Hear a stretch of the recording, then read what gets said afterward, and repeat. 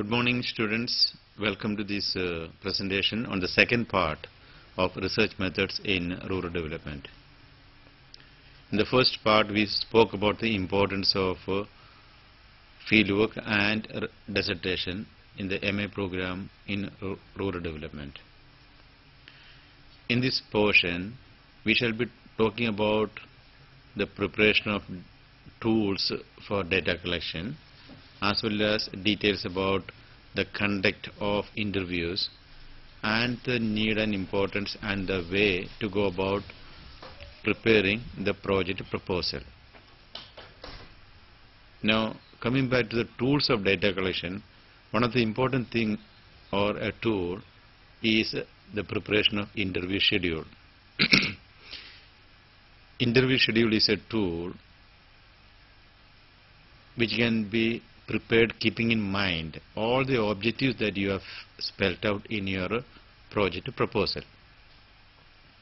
Because when you are doing a study, as I said in the beginning, it is a research. We are researching, going back to do a search of something which is not otherwise known. So you are going to research. Now if you are going to research, then you have some objectives in mind. It can be one, it can be several. But at the same time, you should also keep in mind that do not have too many objectives, because as we have mentioned, you have only 360 hours of work in this 72 days of work or so. So the best thing would be, the ideal would be to keep about minimum 3 and maximum 5 objectives in a study. You won't be able to cover beyond that if you want to really come out with some kind of a solid finding as a result of the research that you shall be doing. Now once you have the objectives clear before you, then prepare the questionnaire to get answers to meet those objectives. So in any interview schedule, usually we start with the profile of the individual. So if you are talking to a client, your client will be your respondent, and it is essential that we also talk about the details about the profile about the client, in what age group one falls in. If you are doing a study, say on the socio-economic aspect of village life, or about indebtedness in a village, it is meaningless to include children in the village, because they will not know anything about that. Same way, it is useless to include very old people, people who are no more working, people who are bedridden, people who are not in the mainstream within the rural life of the society. So you go for taking young adults who are very active in the village development work. Therefore, the age group could begin, say, ideally about 20, but in the given situation, it's okay if you include people from the age of 15 to say about the age of 60 or so. So that one parameter could be the age factor. Another parameter could be level of education. Then you can ask a question about the marital status. You can also talk about religion or caste or things like that. You can talk about income. No, for example, when you talk about income, a child will not be able to say that I am earning so much. So basically we are talking to adults. And given the nature of our Indian society, it's alright even if you include people from the age of 15. Ideally speaking, it should be from 20 and above, so that we are able to get some kind of a reasonable data knowing the pulse of the people. So one aspect in the interview schedule could be about the profile of the individuals. then you get into more deeper based on various objectives that are given. So if the objective is to find out the extent of indebtedness of the people, you may have to ask the sources from where they take the money. Is it the landlord? Is it from village development societies? Is it from scheduled banks or other nationalized banks? Rate of interest, and so on and so forth. So many such parameters can be there in order to collect information about a particular objective. Similarly, for each objective, you should be able to formulate as many questions as possible, but not endless. A minimum of 5 questions, maximum of about 10 questions on a topic, so that you have got adequate data to address issues which you want to do the research, findings, and come out with the recommendations. So it will become easy for you to prepare the interview schedule. So if you are preparing, say, about 5 to 10 questions, and you have got 5 objectives, that alone will be about 50 questions. 50 questions is quite a big in an interview schedule. Ideally speaking, it should be around 20, 25 to 35. That should be quite good enough, because you also will not be able to get the respondent to sit with you for hours and hours answering your questions. You also will not have time to ask too many questions and spend your time. So you have to come out with a draft, improve upon that, and compromise on certain issues, and see the relevance of each parameter, each question that you are putting. And irrelevant data, unimportant parameters you may delete, so that you have got a solid interview schedule which can be taken to the villages. Now, you may prepare the tool in English, because most of you will be writing your dissertation in the first year, the first batch in English, but from second batch we will be having both English and Hindi. Therefore, you could also prepare the questionnaire in Hindi. But in local situations, you may have to also prepare in the regional languages. So your original manuscript will be in the medium in which you have enrolled for, either Hindi or English, and then make a translation of that. And the copies also could be the translated version into the regional language, and keep a master copy with you, so that you can answer the questions, clarify each question, so that you get the correct, most accurate response from the respondent. And if you talk about a questionnaire is usually what we call mailed questionnaire. We send it to people, they will answer on their own, and then you get it back. It can be sent by mail, it can be also handed over to a group. They will sit, for example, even in the village setup that can be done. For example, it is an adult education class. You may give the questionnaire to the teacher to distribute and take the answer from them, and later you may get the collected answers, in which you are not there to clarify each and every question. So that becomes a questionnaire. So there is a difference between a questionnaire and an interview schedule, which is already given in your MRD 004 research methods. So please have that clarity. Another important thing is about interview guide. Interview guide, you don't need to prepare plenty, because you need to collect additional information from few people who are important members of that particular community. It can be the village head, the sarpanch or the pradhan, or the school teacher, or a religious teacher, somebody who matters in the village. Or it could be even the block development officer or the collector. Now for them you go with only few points, because you want to get some additional information. And for that only you prepare an interview guide. So you only jot down few points so that when you go and meet an official, you have to talk many things and you will not forget an important aspect. So you keep it ready with you and then have your diary in your hand so that you can jot down the important point that strikes you, which can be incorporated into the data analysis while you are writing the report.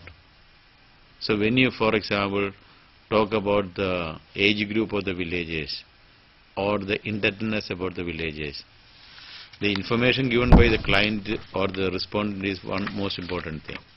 The bankers may give you, finances may give you some other aspects pertaining to it. So that can be incorporated when you are interpreting that particular data.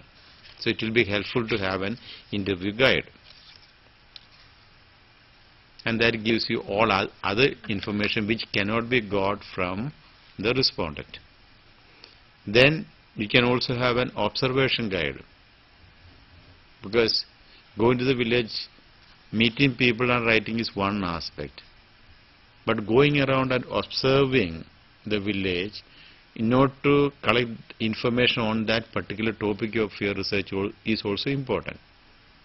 For example, if you are talking about say socio-economic aspect or environmental degradation or even indebtedness, your observation will include the general view of the village, how do they maintain the village, the kind of shops and other establishments if they have in the village. For example, if a liquor shop is situated in the village, is it against the will of the people or people who wanted it? So you can find answer to that.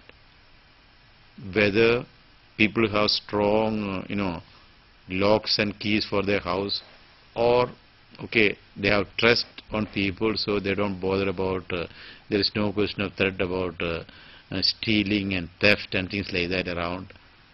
So these are all various aspects which, instead of asking, you will have to observe and then jot down. Then, even when you are talking about say socio-economic aspect, how the houses are being constructed, how the environment is being preserved, how, for example, an open well is being kept, or if there is a education institution or a balwadi or a creche or a health clinic, how well it is maintained. All that will tell you about the amount of the betterment of the society, their financial status of the people, and things like that. Many things can be interpreted based on your observation. So if you have got plenty of money, they will be able to invest more. It's also possible that they have money but they don't have guidance so that they are able to keep and maintain and keep things clean. So various aspects are there. So these are the things which you may include both in interview guide and in observation guide, so that you are able to talk, discuss and come out with the data which will improve the quality of the data which you have collected from the actual clients, that is the general village masses. Another important thing is to do a case study or couple of case studies. So even one chapter of your dissertation could be based on case studies. It is not necessary in every case. In every case it is not necessary. For example, if you are talking about the various projects for the economic upliftment of the people in the village, you may be talking about say DOCRA or TRISM or IRDP or any of those economic development projects. Then take about 3 to 5 individuals or family households as the cases, and on each one you may develop about 4 to 5 pages history and other details, case study on each household of about 4 to 5 pages. So you have a solid chapter of about 20-25 pages to be included as an additional chapter in your dissertation. That will qualify the kind of data that you are collecting from the respondent. So it is essential that you also understand the importance of including case study and use that as a tool for data collection. But if you are doing case studies, don't go for including 15 and 20 cases, because you won't be able to give detailed inputs into that. Best thing is to go for limited to 3 to 5, so you are able to talk about the personal background, family background, education background, cultural background, and the issues pertaining to the particular topic of your study. That will cover up about 3 to 5 pages for each case.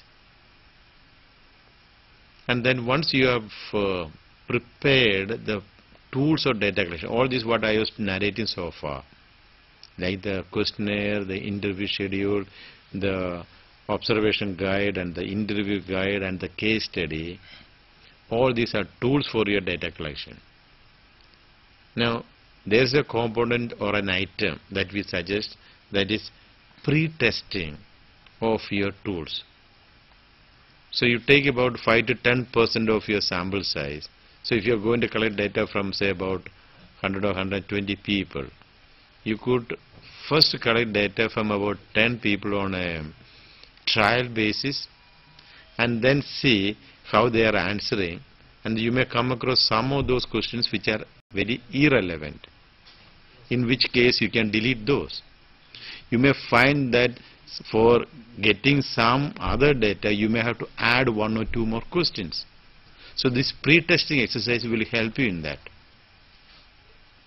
Therefore pre-testing, you must, I don't say that it should be kept as a must, but it is definitely a recommended that you must go for a pre-testing in order to improve your tools of data collection, so that you are able to get the best data in your study. And once that is ready with you, then you can go for the actual data collection. The data collection also can be done in different ways. One, definitely we want you to personally visit the village. At the same time, depending on the nature of your work, you may be employed somewhere and therefore you are not able to spend more time. So in that case, definitely some of your own classmates or colleagues can accompany you. You may be getting into a family and another person can go to meet another client and respondent. So others can help you out in the collection of data. We definitely prefer that as far as possible you must do it by yourself. But if time and other problems are there, there is no harm in taking the help of somebody else, but definitely you must be with the team. You must know the pulse of the people, whatever be your position. That is not the important thing. So that the first-hand information, by interacting with the people, the quality of the dissertation will improve, and that's what we are interested in. And once the data are collected, then you will sit down for data processing.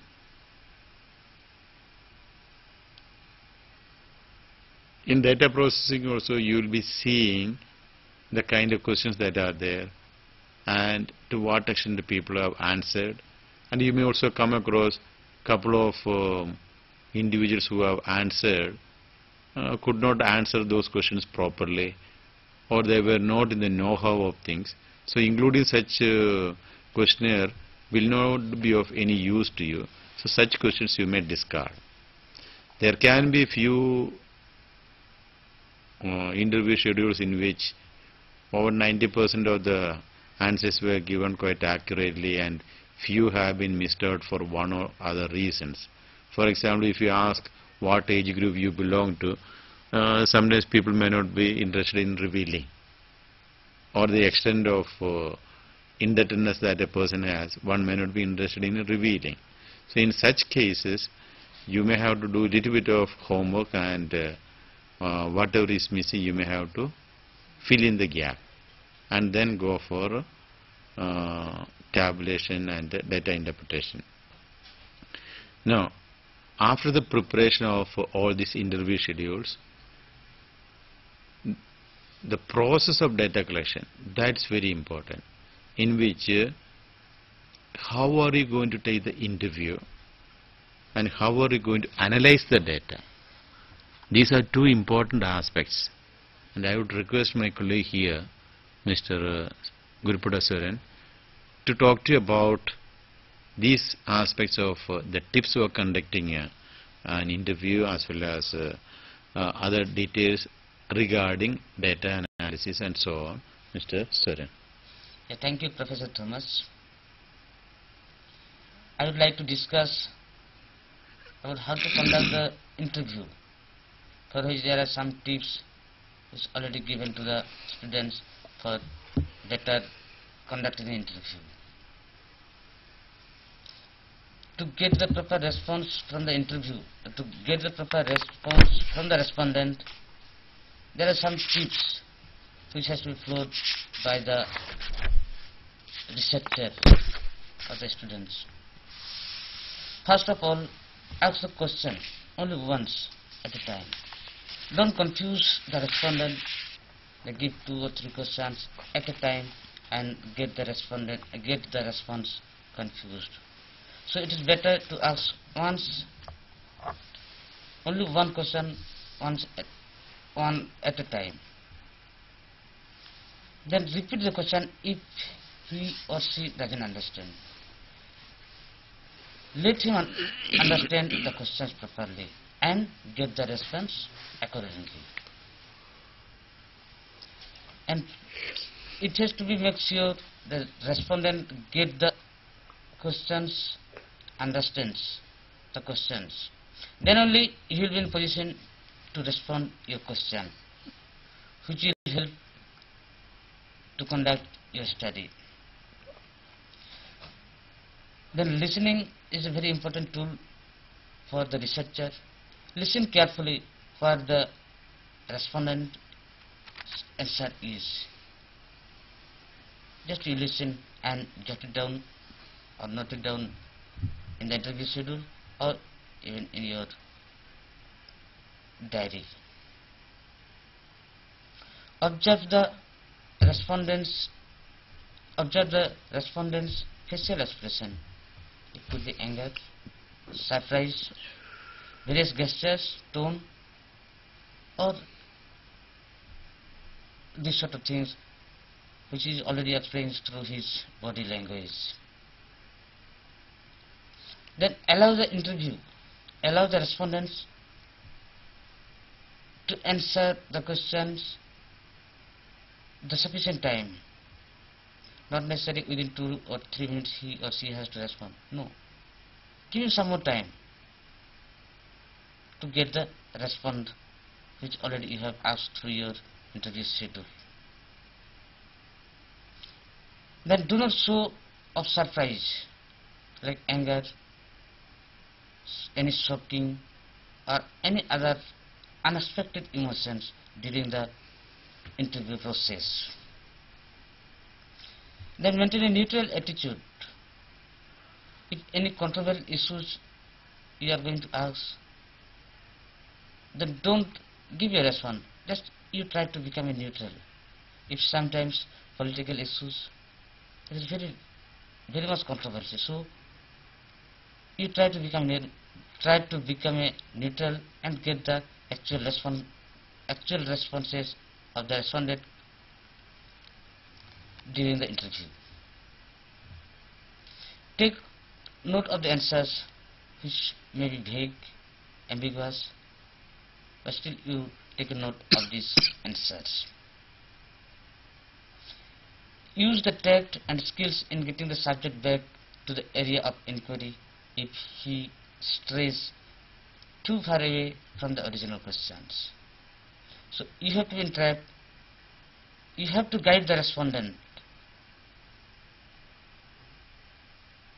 even sometimes the respondents misguide or distract from the your set of question. So be careful and try to stay him in the original questions which already you have asked so far. In the unstructured interview, ask additional questions to follow various clues or to get additional information of your study which already you are going to conduct through interview schedule. These are the various tips for the interview schedule which the researcher has to keep in mind during the process of interview. Then data analysis. Data analysis is very important. Whatever raw data you have collected from the field for your research topics, it has to be analyzed properly. Otherwise, your results may not come or may not bring the expected result. So, it has to be analyzed properly through various scientific through various computerized techniques, methods, so that the result come in proper way. If you do better, if you make analysis of some sample tables and show same to your supervisor, so supervisor will be in better position to guide you for better to analysis in better way to get the result of your study which already you are going to conduct.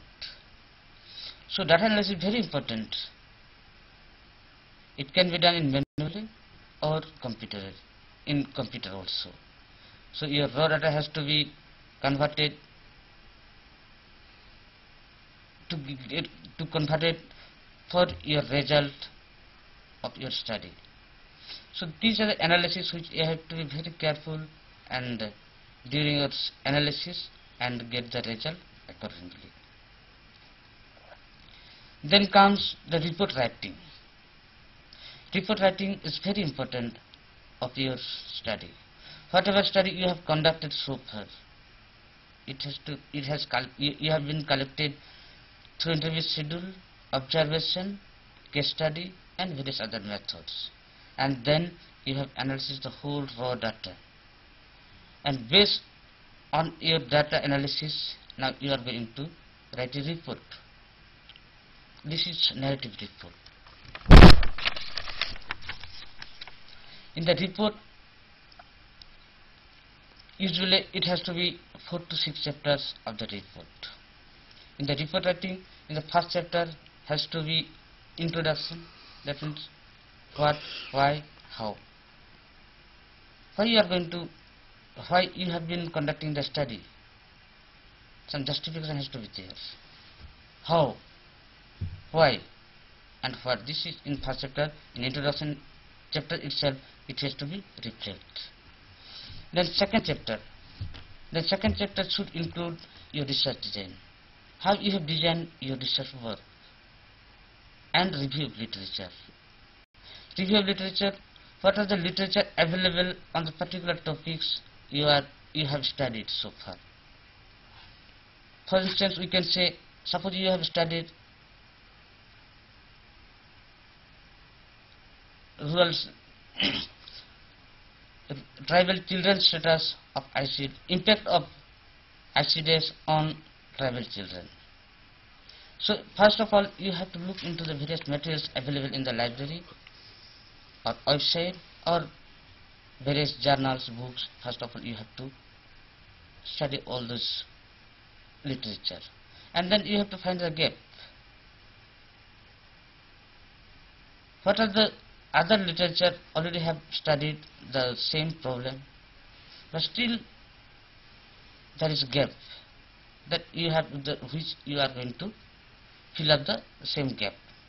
So in second chapter it has to be research design. In the second chapter itself is research design, how you have designed the whole process of research you are going to conduct, and the review of literature. Then chapter 3 to 6, it should be in chapter 3, it should be the various socio-economic profile of your respondent. Their social status, economic status, cultural, religious, various components of the basic things has to be reflected in the chapter 3. Then 4 to 6, it could be based on your findings, what you have found it, which already it's new, which it doesn't reflect anywhere. Your findings has come out through your research process, so it has to be narrated properly in the 3 to 6 chapters. Within 2-3 chapters you have to you should mention all these your findings, and the last chapter should come out with some suggestion which can be further studied or implemented for the betterment of the society as well. These are the main outline of your report writing. Then definitely you should go for report submission of your dissertation. But before submission of your dissertation, you should go or check the list what already you have done properly or not. If not, then again you discuss with the supervisor and do it properly for your outcome of your result. The checklist, first of all, the dissertation should be properly typed with double space, preferably in computer, or if not, then in typesetter. Then final draft should be shown to your supervisor before binding.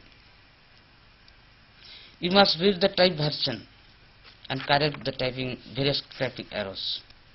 Page numbers to be given to the various illustration in each and every chapter and appropriate pages. You should attach a copy of the approved project while getting the copies to be bound. Then for fulfillment of the requirement of the course in hand, a declaration from the work is original and has not been submitted to the IGNOU or any other university or institution, or it should not, and it also included in your dissertation of your research. Then attach a certificate of your supervisor stating that the project work was done under his or her supervision, that it is a genuine and original work of the particular student. Then first page should have your name, enrollment number, full address, name of the supervisor, etc., which is already given in the program guide. So you have to follow all these guides in proper way. The loose and whisper binding is not permitted, so it should be bind proper way.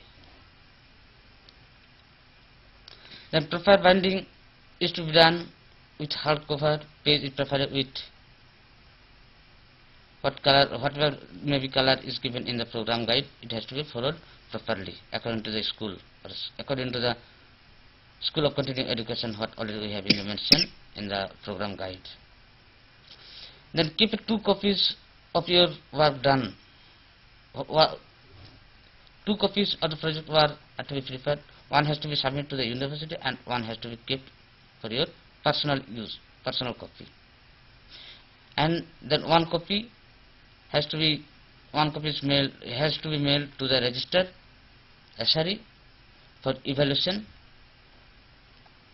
And these are the checklists which you have to follow it properly before submission of your dissertation. So please keep in mind the checklist. Please follow the checklist in proper way so that you don't forget any of these steps before submission of your thesis is?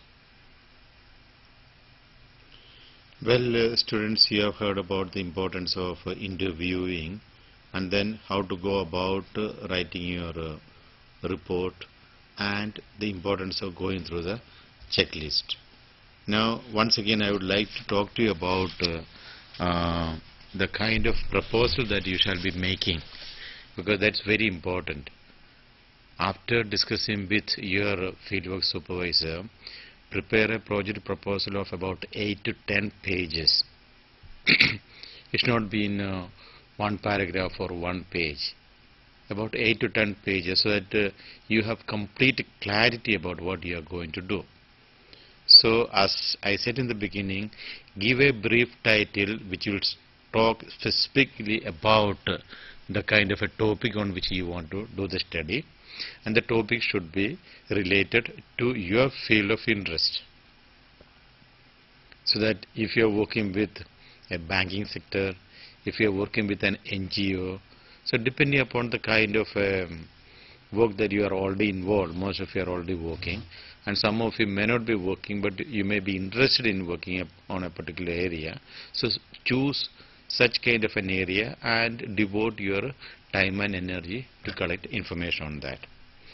Then after giving the title, definitely you have to give an introduction about the topic that you are going to talk about, or a kind of a description about the topic, its importance, the broad area of the study that you are going to undertake.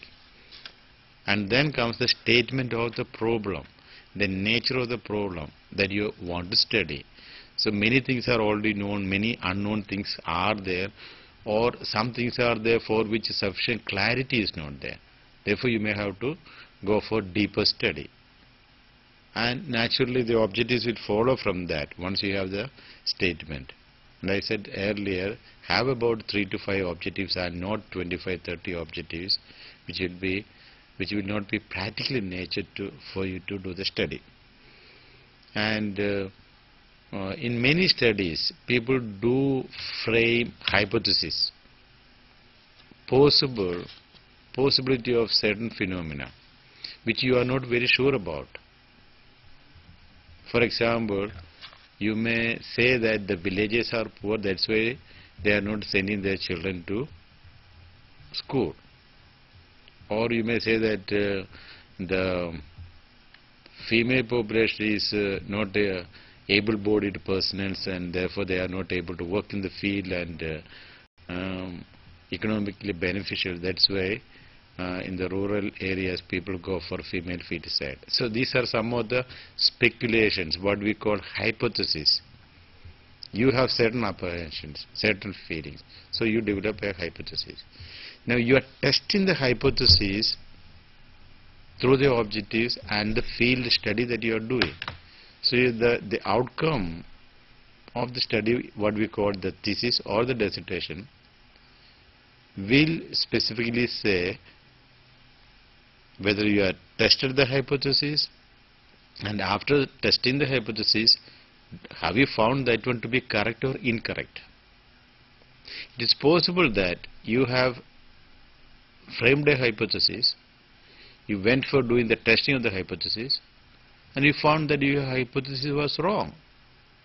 That doesn't mean that your study is wrong. No, your study is correct. So the result of the hypothesis you are testing can be right or wrong. It will not have any impact on the study that you have conducted, because that is the outcome of the study. So it can be negative, it can be positive. So on the result of the study, you should not bother about. What is important is to test the hypothesis.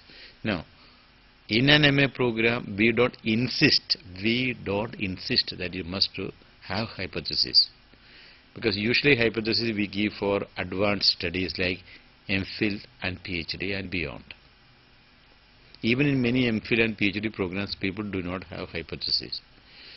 But for a scientist, whether you are a physical scientist or on a social scientist, it is apt that we have hypothesis and go for the testing of the hypothesis.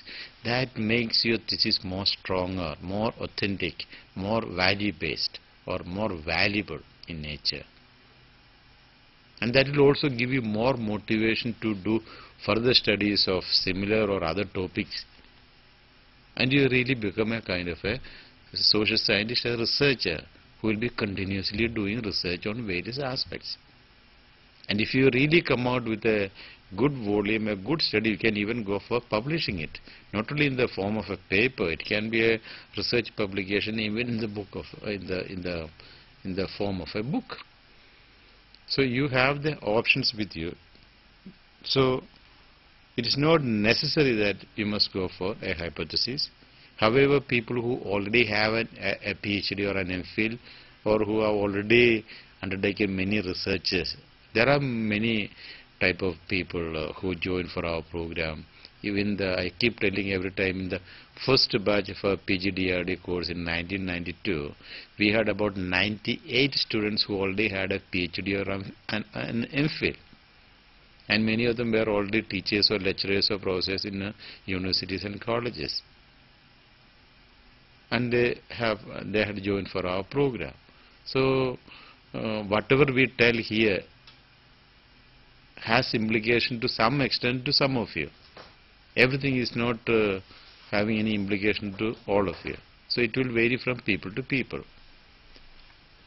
So make the maximum use of that. Then another thing is the choosing of a universe of study. Because universe of the study is a whole nature. If you are going to study about the farmers in a particular state, the university and the universe of the study could be the whole farmers in that particular state or in a particular district. And then you come to the sample, because you are not able to cover every unit. So in the sample you take say 100, 125, 150 or so for our study. I would always recommend that don't go for taking up a round figure like 50 or 100, because you won't be able to apply your mind in the calculation, especially in the statistical analysis. And then you can also come out with the fictitious report, because no brain exercise is being used in the statistical analysis. Therefore, better to go always for an odd number, so that that is also quite convincing to the examiner to give you better marking. So based on our own experience only, we are trying to guide you on this. So have a kind of a reasonable sample size. Then tools of data collection, I had already explained data analysis and tables and other details already Mr. Gurupadaswaran had already told you about. The total outcome could be around 100 pages of your dissertation. It can be about 100, 125 or so. It should be of some reasonable size. Neatly typed, neatly proofread, and include the certificate from the guide as well as the project proposal which was approved by the guide must be attached. And there should be a declaration that this is my original work, and that it is not lifted from other sources like the website or your own other colleagues who might have done the work elsewhere. So that you own it, you have a copyright to that, it becomes your own material. But in case if the university or the examiners come to know that you have done the copying of that, it becomes disastrous for you. So we insist that try to make an authentic study and come out with a good report, so that we are able to have a kind of a meaningful approach to research methods in rural development as well as project work in rural development. For more information, please contact us on telephone or through email. Thank you very much for coming and attending this program. We also thank all the people here in the studios who were assisting us in this telecast. Thank you.